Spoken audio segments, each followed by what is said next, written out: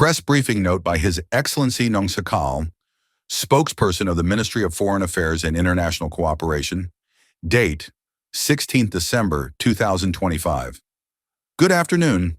I would like to provide some updates on Cambodia's ongoing diplomatic efforts to address the situation along the Cambodia-Thailand border and to clarify some facts regarding recent developments. 1. Efforts by the leaders in the royal government of Cambodia to bring an end to the border issue with Thailand. As you all have known, on the 9th and 11th of December 2025, Samdech Theepade Hunmanay, Prime Minister of Cambodia, talked on phone with His Excellency Prime Minister Anwar Ibrahim of Malaysia. On the 12th of December, he also had a phone conversation with His Excellency President Donald Trump, who follow-ups his public statement about making the phone call with the leaders of both countries to end fighting. Prime Minister Hun Manet expressed his gratitude to both leaders for their efforts toward lasting peace, reiterating Cambodia's commitment to peaceful dispute resolution.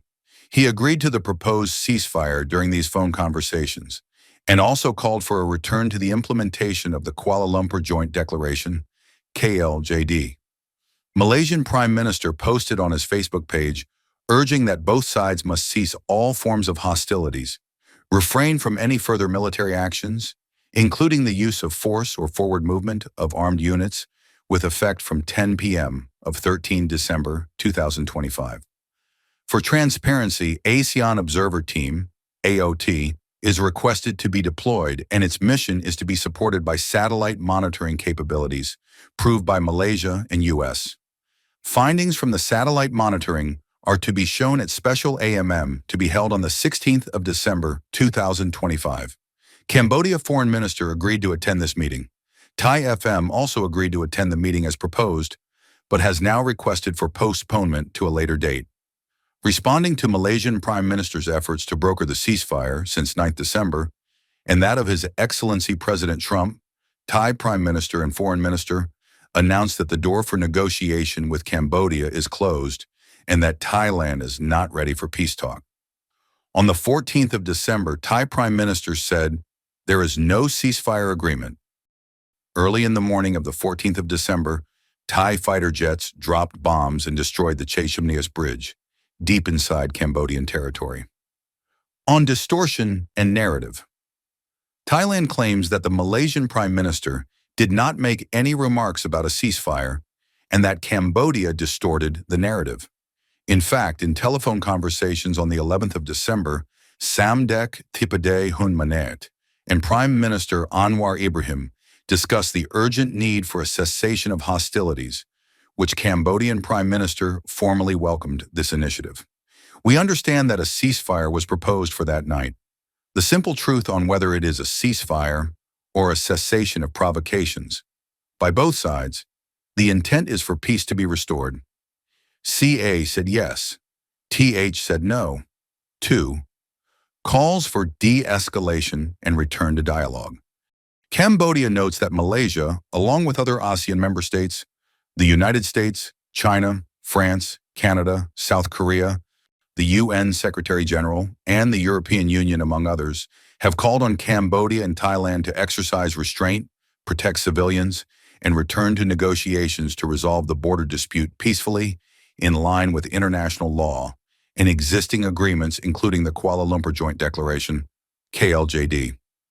Cambodia expressed high appreciation of all the calls for the return to the path of peace. Cambodia remains committed to peaceful settlement of disputes with Thailand in good faith and in full compliance with international law. We have called for the return to Kuala Lumpur Joint Declaration. 3. Humanitarian toll and infrastructure damage, 7 to 15 December. Thailand claims their actions are proportionate or self-defense. The facts on the ground prove otherwise.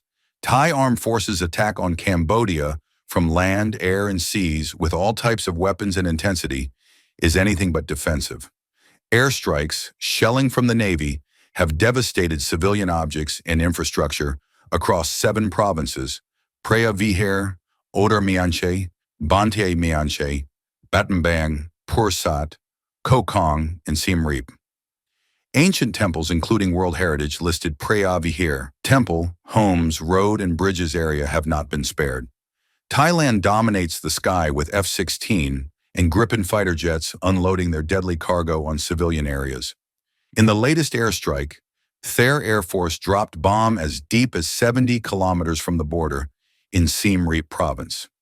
Cambodia has called out these acts of armed aggression, which violate Cambodian territory and sovereignty, the UN Charter, ASEAN Charter, and international humanitarian law.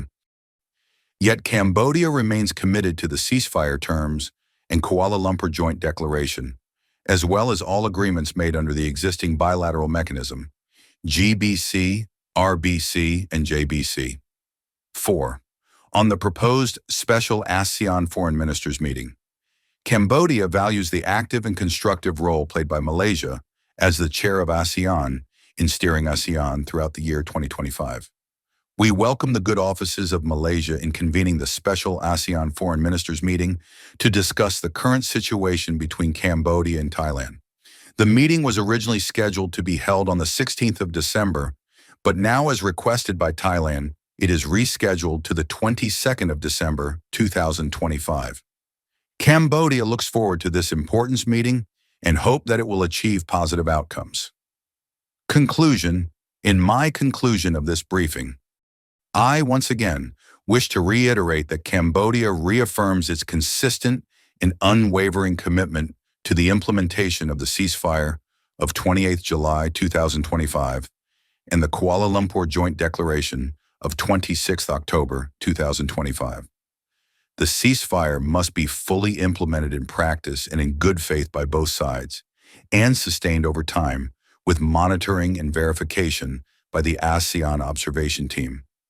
Our absolute priority is the restoration of peace and the protection of innocent lives. The immediate priority is for the fighting to stop and avoid further worsening of the humanitarian situation on both sides. Thank you.